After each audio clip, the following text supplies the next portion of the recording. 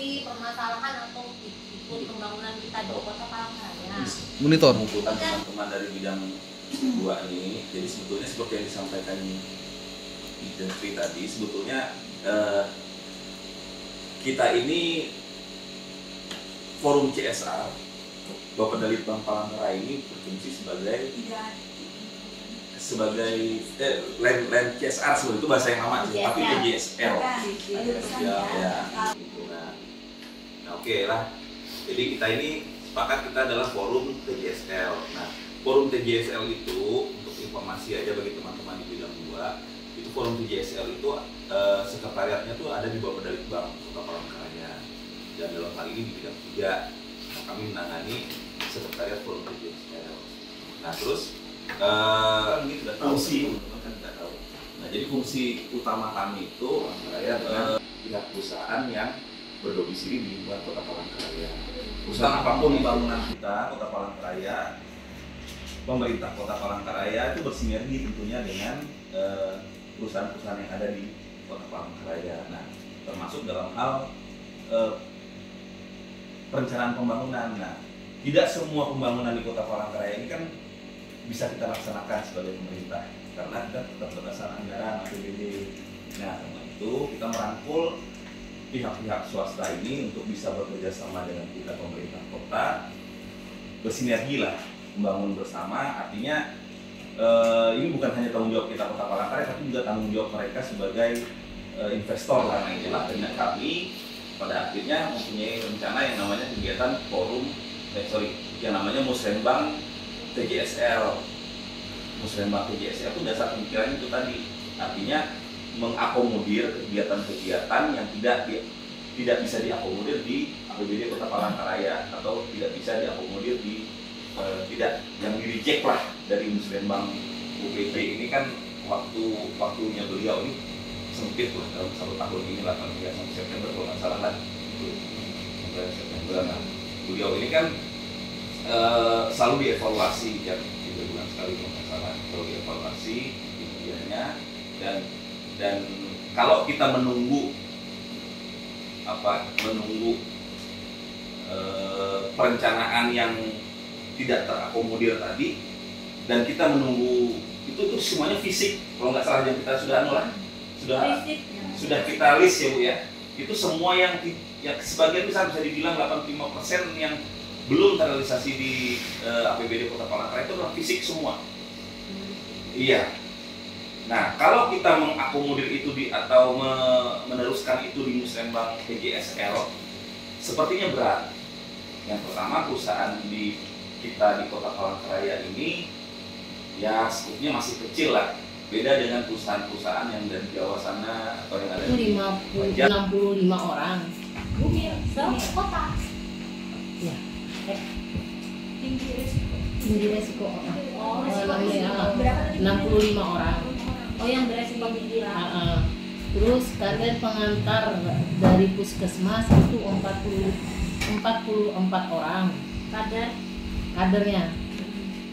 Nah, jadi yang di sini yang sudah kita minta bantuan untuk CSR itu memang ada 4, tapi yang baru tercatat di saya cuma Bang Kapeng, tapi yang 3 itu saya nggak tahu. Itu tahun berapa Bu? 1 tahun, 1 bulannya itu 15.800. Untuk 3 bulan. 1 bulannya yang kami perlukan itu Bu, program yang dilakukan untuk penanganan stunting ini. Programnya itu yang kami perlukan. Terus kesulitannya tuh di mana? Ya. Kemudian nanti dari program itu Bu, kita akan lanjut ke program mana saja yang bisa dilakukan 100% oleh Pemkot dan mana yang nggak bisa, belum, atau baru berapa persennya. Nah, nanti jadi program misalnya nanti bilang ada 10 program, ternyata yang bisa direalisasikan sama Pemkot itu hanya 5 program, berarti kan masih 5.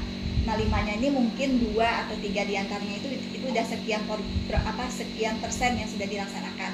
Nah, nanti yang benar-benar program yang belum bisa dijalankan oleh Pemkot gitu ya, entah itu nanti yang melaksanakannya bidang 2 dari Bapeda Litbang ataukah nanti OPD teknis terkait stunting ini, itu nanti yang akan menjadi dasar kita untuk menyusun program di Musrenbang PGSM. Awal itu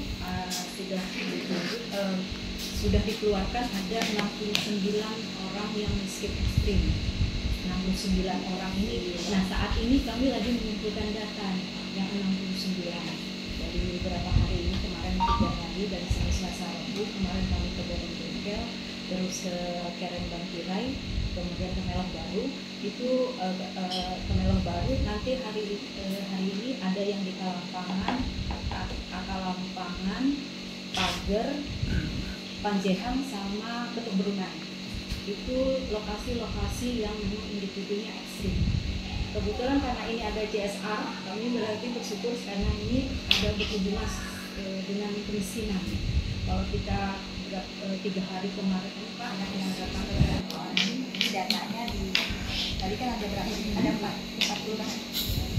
7 apa 8 Nah, di 7 kelurahan itu 69 orang ini ada berapa aja di masing-masing kelurahannya. Ya, Terus nanti sama juga program kegiatan. Ya, program kegiatan menampung dari Musrenbang reguler yang kita tertampung di APBD lah.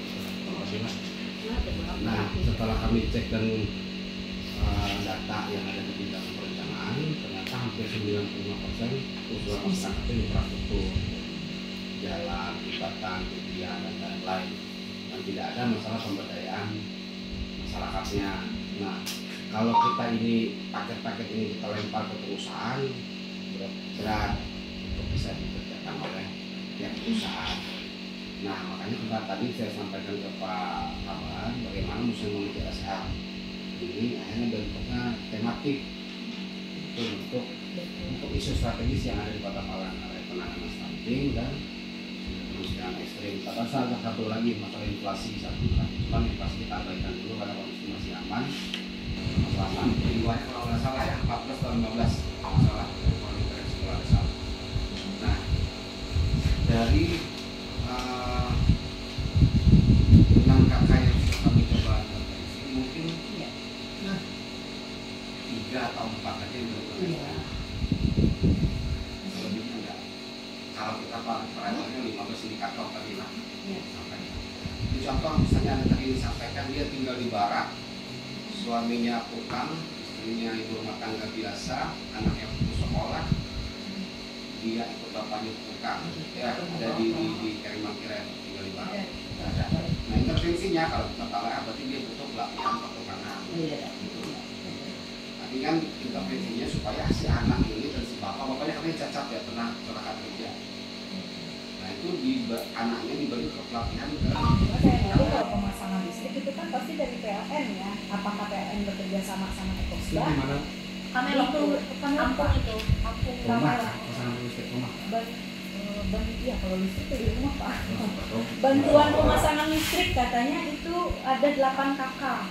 Itu kelurahan yang memberi informasi dari Ekosda katanya Pak. Kalau Ekosda kan berarti setelah kita kan mau pemasangan listrik kan pasti harus tetap PLN kan, ke PLN. Mungkin apakah Ekosda bekerja sama? Bayangin lah, terus Apa itu? pasang